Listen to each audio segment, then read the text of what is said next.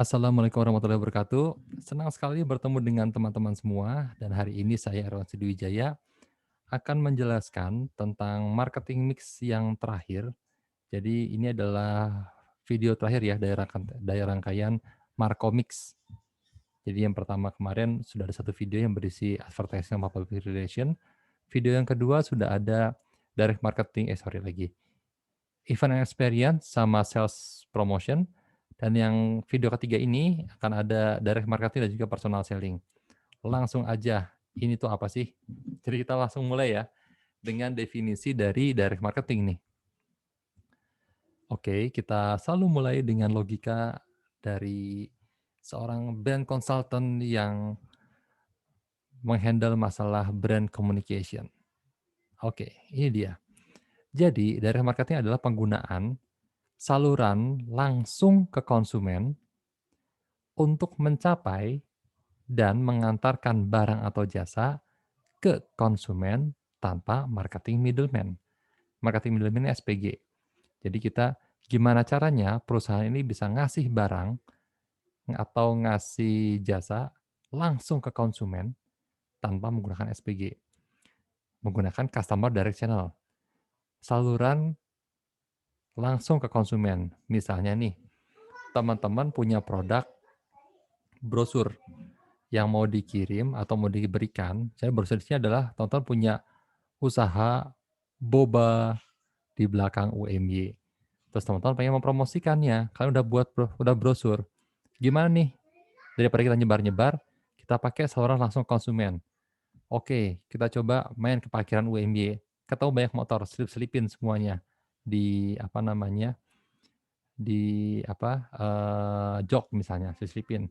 Atau di wiper mobil taruh semua seret gitu. Nah, itu adalah wiper mobil atau jok motor itu adalah saluran langsung konsumen. Sama juga saya teman-teman punya usaha laundry helm. Nah, naruhnya biar gampang nih, taruh di kaca-kaca helm. Atau teman-teman punya usaha laundry sepatu, datang ke masjid pas Jumatan. Yang lainnya sholat, kalian masukin brosur. Cewek-cewek ya, cewek-cewek bisa masukin brosur ke sepatu-sepatu, laundry sepatu. Oke, sekarang kita lihat tujuannya dari marketing itu apa sih? Yang pertama, producing prospect leads. Jadi kita coba membangun atau menetapkan siapa sih prospek dari produk kita, siapa sih konsumen-konsumen yang diprospek untuk menjadi konsumen produk kita. Terus yang kedua, kita memberikan informasi dan mengedukasi konsumen tadi yang telah dipilih. Nah, yang ketiga, kita mereminder mereka tentang layanan kita. Yang keempat, memperkuat konsumen yang sudah ada, jadi memperkuat keputusan pembelian dari konsumen. Jadi biasanya orang, eee, yang pertama gitu ya, pertama kita punya laundry sepatu nih, terus wah berarti orang-orang yang punya sepatu nih yang kita sasar. Datang ke masjid, ternyata ada yang pakai sandal jepit, sepatu cat, dan sepatu kulit. Yang kita sasar adalah sepatu cat, ya udah brosurnya masukin di sepatu cat. Terus kemudian, eee, brosur tadi sebenarnya fungsi pertama sama yang kedua. Yang kedua, mereka kemudian mendapatkan informasi yang cukup. Terus kemudian reminding. Nah, di sini di brosurnya tadi udah ada keterangannya, kemudian datang bawa brosur ini diskon 50%. Reminding nih, di depan outlet kalian kasih apa namanya, X banner gede. Bawa brosur Anda dan dapatkan diskon 50%. Oh, ini tuh yang dilayani tadi di reminder tawaran kalian. Nah, terus reinforcing recent customer purchase decision. Jadi di sini pada saat mereka mau nyuci, mereka akan bingung nih, mau yang mana ya? Mau di apa namanya, di laundry sepatu kalian atau di tempat yang lain. Perkuat lagi. Nah, di sini perkuatnya ada sebetulnya sih dengan diskon 50%. Fungsinya tadi ya, diskon 50% yang tadi itu untuk memperkuat secara konten. Secara fungsi ditaruh di depan depan outlet itu untuk reminder. Nah, terakhir memperkuat, customer customer relationship. Jadi biasanya kan kalau dia udah datang ke tempat kita, Kita minta alamatnya dia, nomor teleponnya dia. Nah, begitu dia ulang tahun, tanpa ada pemberitahuan, kalian tiba-tiba kirimin, apa namanya, surat via email atau via WhatsApp. "Selamat ulang tahun Kakak, hadiah ulang tahun Anda adalah gratis bersihkan satu pasang sepatu ke tempat kita." Nah, itu kita menjaga hubungan jangka panjang dengan mereka. Direct marketing ya. Sorry, direct marketing itu berarti kita memberikan tawaran dengan memberikan gift. Berarti, kita kirimkan voucher, ya tadi, voucher lewat lewat WhatsApp gitu ya. "Silakan Kakak, ini voucher karena selamat ulang tahun dan karena Anda ulang tahun kita kado voucher gratis nyuci sepatu di tempat kita. Bawa voucher ini ya sebagai buktinya." Itu fungsi-fungsi dari direct marketing. Nah sekarang, oh ini dia, ini manfaatnya dari marketing. Yang pertama buat pelanggan save time. Jadi, tadi saat dia, apa namanya, balik dari Jumatan, mau pakai sepatu, ada informasi nih cuci sepatu. Jadi kalau saat dia lagi butuh, dia, "Oke, aku udah tahu nih brosurnya." Kalau dia belum butuh, brosurnya akan disimpan. Jadi di sini dia nggak mesti nyari-nyari dulu. Terus yang kedua, larger selection of merchandise. Jadi pelanggan, customer, itu mungkin aja mendapatkan berbagai macam jenis merchandise dari nggak cuma kalian doang yang ngasih, yang lain-lain juga bisa ngasih juga. Ini adalah keuntungan bagi customer. Terus kemudian fun, menyenangkan, convenience, kemudahan, terus terakhir ini ada hassle free, nggak repot. Jadi ya tadi, apa namanya, informasi datang sendiri sesuai dengan kebutuhan dia. Aku pakai sepatu cat, aku tawarin. Akan berbeda kalau salah sasaran. Jelas-jelas sepatu kulit dimasukin brosurnya, orang pakai sepatu kulit, "Apa sih ini, nggak guna." Itu malah merepotkan karena harus buang sampah. Tapi kalau aku pakai sepatu cat, "Wah ini bisa membantu nih, aku simpen." Nah, ini lagi dari sisi penjualan, apa namanya, manfaatnya adalah bisa menyasar target audiens spesifik. Tadi ya, begitu kata kalian bawa brosur di rak sepatu masjid, ya udah kalian pilih deh yang kira-kira potensi masuk ke yang mana. Yang pakai sendal jepit sama pakai sepatu kulit jangan ditawarin. Ya mungkin kalian berpikir, siapa tahu dia punya sepatu cat di rumah. Iya siapa tahu, kenapa nggak mending pasti-pasti aja ada sepatu cat di situ. Terus di sini customize message. Nah, jadi di sini kita bisa brosur tadi bisa kita customize. Misalnya nih, teman-teman mau ngasihnya itu di Jumatan. Nah, di situ, apa namanya, kan Jumatan di hari Jumat gitu ya. Berarti kan ngasihnya di hari Jumat. Nah, kita ngeliat nih, oh ternyata hari Jumat nih. Nah, kita coba merespon hari Jumat besoknya adalah hari Sabtu malam Minggu. Nah, terus kita bisa bisa bikin, eee, pesan di situ. Misalnya liburan, pastikan liburan dengan kaki yang nyaman dari sepatu yang bersih. Yuk mampir ke tempat kita. Pastikan weekend Anda menyenangkan dengan sepatu yang bersih. Atau, di sini, eee, ngedate pakai sepatu bersih, pasti lebih ganteng dong.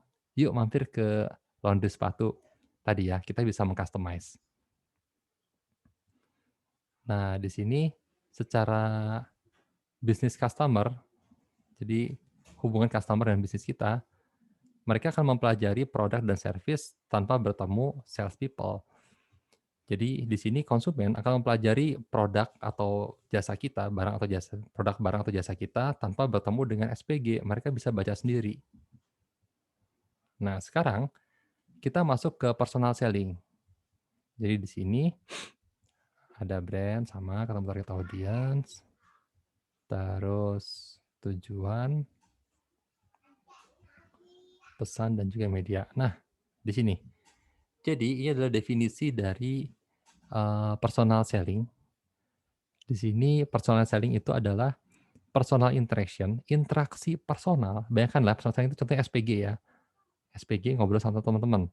Interaksi personal, ada interaksi personal, iya. Yang melibatkan hubungan immediate, dekat, secara jarak dekat, paling nggak sampai 1,5 meter lah. Dan interaktif, kalian mau nanya apa SPG-nya jawab. SPG-nya nanya apa kalian jawab. Antara 2 atau lebih person. Antara 2 orang, saat teman-teman lagi jalan sendirian, kemudian ketemu mbak-mbak SPG rokok, akhirnya diajak ngobrol.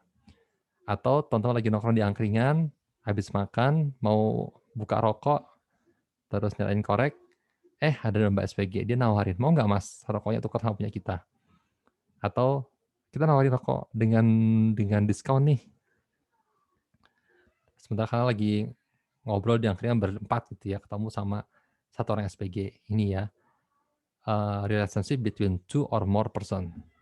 Nah, tahapannya pertama kultivasi. Ada hal yang naik di sini dari matter of fact selling relationship, dari hubungan fakta penjualan. Awalnya cuma nanya-nanya dulu. Ini produk apa? Bonusnya apa? Harganya berapa? To deep personal relationship ke hubungan pertemanan yang dalam. Sangat wajar jika, "Mbak, boleh minta nomor HP-nya nggak?"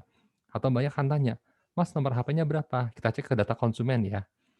Atau di situ kemudian muncul obrolan.